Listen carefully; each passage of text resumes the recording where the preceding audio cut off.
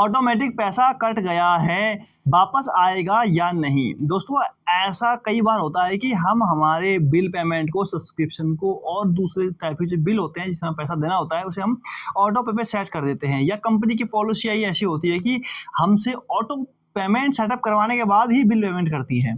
तो ऐसे में क्या होता है कि कंपनियां हमसे बिना पूछे ही पैसे अकाउंट से काट लेती हैं, और काफ़ी सारे लोगों को तो पैसा कटने के बाद होश आता है कि भाई अरे पैसा काट लिया।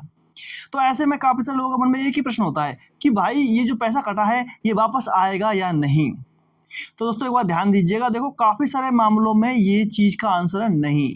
मतलब किसी का बिल पेमेंट हो गया, सब्सक्रिप्शन खरीद लिया है और सर्विसेज एक्टिवेट हो गई हैं, तो भाई आपका पैसा वापस नहीं आएगा।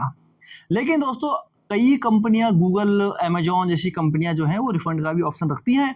अगर आपसे उन्होंने पैसा काट लिया है तो आप हेल्प सेंटर में जाइए और वहां से आपको रिफंड मिल जाएगा। इसके अलावा जियो हॉटस्टार, नेटफ्लिक्स और जो भी G5 है, जितने भी दूसरे टाइप के जो हमारे OTT सब्सक्रिप्शन हैं, अगर ये आपका ऑटो पे लग जाता है, ऑटो पेमेंट से बिल भर जाता है, या किसी को पेमेंट हो जाती है जो बड़ी कंपनी है जो आपको सर्विस दे रही है और उनकी सर्विसेज एक्टिवेट हो चुकी है, तो गाइस ध्यान दीजिएगा, आपका जो पैसा है वो लौट के नहीं आएगा। आपको उनकी सर्विसेज का ही आनंद लेना होगा और उन्हीं सर्विसेज का ही यूज करना होगा। दोस्तों सिंपल सी बात है, उसके अलावा कोई दूसरा तरीका नहीं है। अगर आप अब जो आपका ऑटोमेटिक पैसा कटा हुआ उसको रिफंड करने के चक्कर में इधर उधर के गलत लोगों के धक्के चढ़ गए तो भैया फ्रॉड के शिकार हो जाओगे। तो ऐसे में ध्यान दीजिएगा और बड़ी सावधानी पूर्वक से ही रिफंड वाला प्रोसेस कीजिएगा।